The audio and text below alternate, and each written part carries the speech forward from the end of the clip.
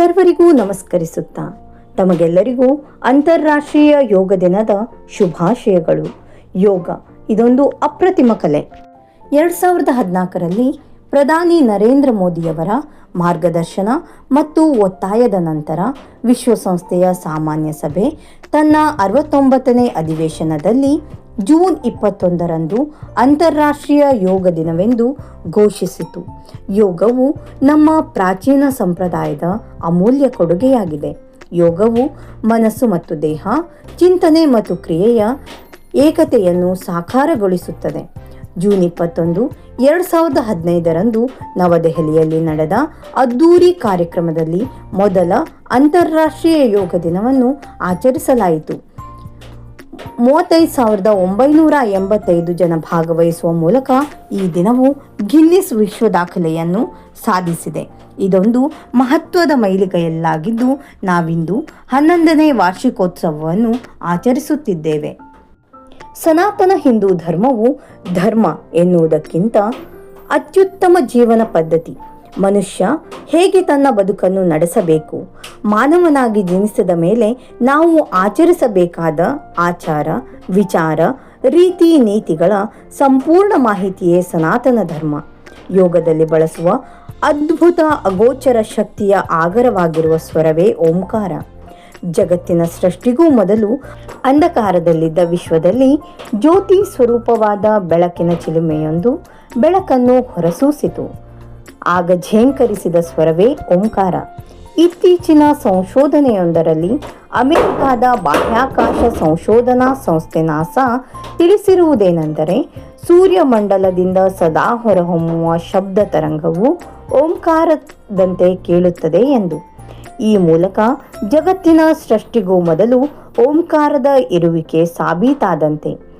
ಇದು ಸನಾತನಿಯರ ನಂಬಿಕೆಯಷ್ಟೇ ಅಲ್ಲ, ಅಂದಿನ ಕಾಲದ ಋಷಿ ಮುನಿಗಳಿಗೆ ಹಾಗೂ ದ್ರೌಷ್ಟ್ರರಿಗೆ ಸೃಷ್ಟಿ ಮೂಲದ ವಿಜ್ಞಾನ ತಿಳಿದಿತ್ತು. ಸೂರ್ಯಮಂಡಲದಿಂದ ಸದಾಕಾಲ ಹೊರಹೊಮ್ಮುವ ಓಂಕಾರದ ಮತ್ತೊಂದು ಮಹತ್ವ ಏನೆಂದರೆ, ನಾವು ನಮ್ಮ ನಾಲಿಗೆಯನ್ನು ಉಪಯೋಗಿಸದೆ ಉಚ್ಚರಿಸಬಹುದಾದ 3 ಅಕ್ಷರಗಳು ಅ, ಉ, ಮಗಳ ಸಂಗಮವೇ ಓಂಕಾರ. ಇದರ ತರಂಗಗಳಿಂದ ಉದ್ಭವವಾಗುವ ಅದ್ಭುತ ಶಕ್ತಿಯ ಪರಿಚಯ ನಮ್ಮ ಹಿರಿಯರಿಗಿತ್ತು.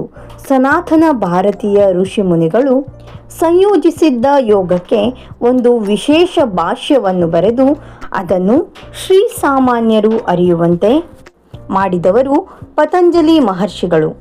ಹಾಗಾಗಿಯೇ ಅವರನ್ನು ಯೋಗ ದ್ರಾಷ್ಟಾರ ಎಂದು ಕರೆಯುತ್ತಾರೆ.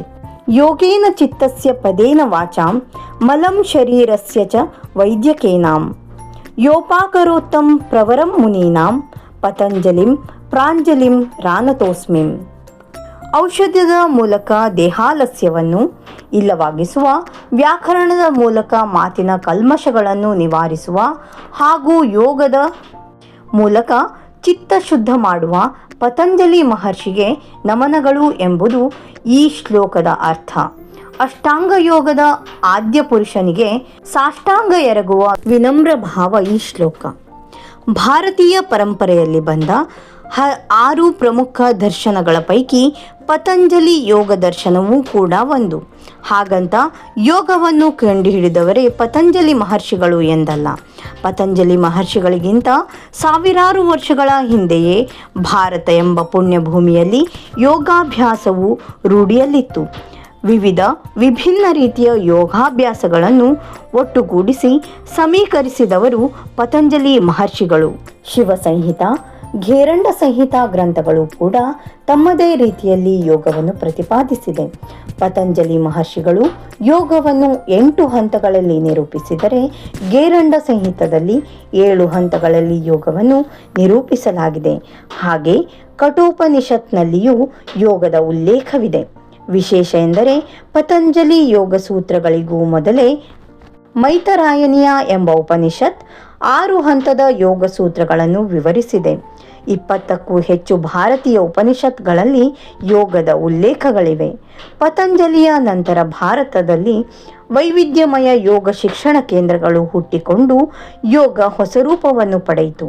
ಆದರೆ ಎಲ್ಲ ಧಾರ್ಮಿಕ ಶಾಲೆಗಳಲ್ಲಿಯೂ ರೂಪುಗೊಂಡ ವಿಭಿನ್ನ ಮಾದರಿಯ ಯೋಗದ ಉದ್ದೇಶ ಮಾತ್ರ ಒಂದೇ ಆಗಿತ್ತು. ಅದೇನೆಂದರೆ ಅಂತಿಮವಾಗಿ ಆತ್ಮಜ್ಞಾನವನ್ನು ಪಡೆಯುವುದು. ಭಾರತೀಯರಲ್ಲಿದ್ದ ಹಠಯೋಗ, ತಂತ್ರಯೋಗಗಳನ್ನು ಸಂಯೋಜಿಸಿ ಪತಂಜಲಿ ಮಹಾಮುನಿಗಳು ಪ್ರತಿಯೊಬ್ಬ ಶ್ರೀಸಾಮಾನ್ಯನೂ ರೂಢಿಸಿಕೊಳ್ಳಬಹುದಾದ ಅಷ್ಟಾಂಗ ಯೋಗವನ್ನು ರೂಢಿಸುತ್ತಾರೆ. ಅದನ್ನು ರಾಜಯೋಗ ಎಂದು ಕರೆಯಲಾಗುತ್ತದೆ.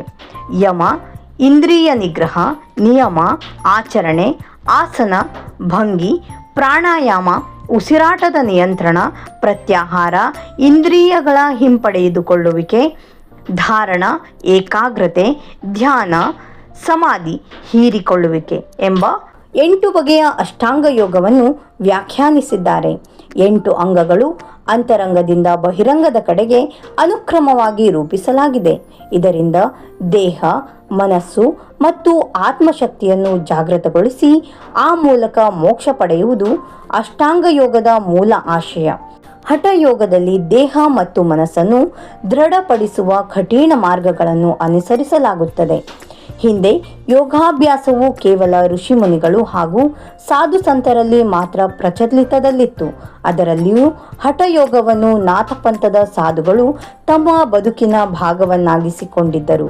ನಾಥಪಂಥದ ಮೂಲ ಪುರುಷ ಗೋರಕ್ಷನಾಥರು ಬರೆದ ಗೋರಕ್ಷ ಸಂಹಿತಾ ಎಂಬ ಗ್ರಂಥವು ಹಠಯೋಗದ ಆಕರ ಗ್ರಂಥ ಎಂದು ಪರಿಗಣಿಸಲಾಗಿದೆ. ಇನ್ನು ಭಾರತದ ಯೋಗವನ್ನು ದೇಶದ ಹೊರಗಡೆಗೆ ಪಸರಿಸಿದವರು ಬೌದ್ಧ ಭಿಕ್ಷುಗಳು. ಪತಂಜಲಿಯ ಅಷ್ಟಾಂಗ ಯೋಗಕ್ಕೆ ಧ್ಯಾನವನ್ನು ಸೇರಿಸಿ ಧ್ಯಾನದಿಂದಲೇ ಮುಕ್ತಿ ಎಂಬ ಮಾರ್ಗವನ್ನು ಹರಡಿದರು. ಹೀಗೆ ಭಾರತದಿಂದ ವಿದೇಶಗಳಾದ ಚೀನಾ, ಟಿಬೆಟ್, ನೇಪಾಳಗಳಿಗೆ ಹೋದ ಯೋಗ ಕೆಲವು ಬದಲಾವಣೆಗಳೊಂದಿಗೆ ತಾಂತ್ರಿಕ ಯೋಗವಾಗಿ ಮಾರ್ಪಾಟನ್ನು ಹೊಂದಿತು. ಭಾರತದಿಂದ ಯೋಗ ಜ್ಞಾನವನ್ನು ವಿದೇಶಗಳಿಗೆ ಕೊಂಡೊಯ್ದ ಮೊದಲ ವ್ಯಕ್ತಿ ಪದ್ಮಸಂಭವ ಎಂಬ ಬೌದ್ಧ ಭಿಕ್ಷು. ಒಂದು ಕಾಲದಲ್ಲಿ ನಳಂದ ವಿಶ್ವವಿದ್ಯಾಲಯದ ಉಪನ್ಯಾಸಕನಾಗಿದ್ದ ಈತ ಟಿಬೆಟ್ನಲ್ಲಿ ಯೋಗದ ಹೊಸ ಪರಂಪರೆಯನ್ನು ಸೃಷ್ಟಿಸಿದನು. ಪ್ರಮುಖವಾಗಿ ಸೂರ್ಯ ನಮಸ್ಕಾರವು ಆಸನಗಳ ಮುಖಾಂತರ ಸೂರ್ಯದೇವನ ಶಕ್ತಿಯನ್ನು ದೇಹದಲ್ಲಿ ಆವಾಹನೆ ಮಾಡುವ ಮೂಲಕ ಆರೋಗ್ಯಯುತವಾದ ಹಾಗೂ ಶಕ್ತಿಯುತವಾದ ದೇಹವನ್ನು ಪಡೆಯುವ ವಿಧಾನ. ಇತ್ತೀಚಿನ ದಿನಗಳಲ್ಲಿ ಯೋಗಾಭ್ಯಾಸವು ಭಾರತೀಯರಿಗಿಂತ ವಿದೇಶಿಯರನ್ನು ಅತಿಯಾಗಿ ತನ್ನತ್ತ ಸೆಳೆಯುತ್ತಿದೆ. ಯೋಗ ಎಂಬುದು ಕೇವಲ ದೈಹಿಕ ವ್ಯಾಯಾಮವಲ್ಲ, ಮನಸ್ಸು ಮತ್ತು ದೇಹದ ನಡುವಿನ ಸಮಾಗಮವನ್ನು ಸೃಷ್ಟಿಸುವ ಅದ್ಭುತ ವಿಜ್ಞಾನ. ಧನ್ಯವಾದಗಳೊಂದಿಗೆ ತಮ್ಮ ಪ್ರೋತ್ಸಾಹ ಮತ್ತು ಸಹಕಾರವನ್ನು ಬಯಸುತ್ತೇನೆ. ಲೈಕ್, ಶೇರ್, ಸಬ್ಸ್ಕ್ರೈಬ್ ಮತ್ತು ಕಮೆಂಟ್ ಮಾಡುವ ಮೂಲಕ ನಿಮ್ಮ ಅಭಿಪ್ರಾಯಗಳನ್ನು ತಿಳಿಸಿ.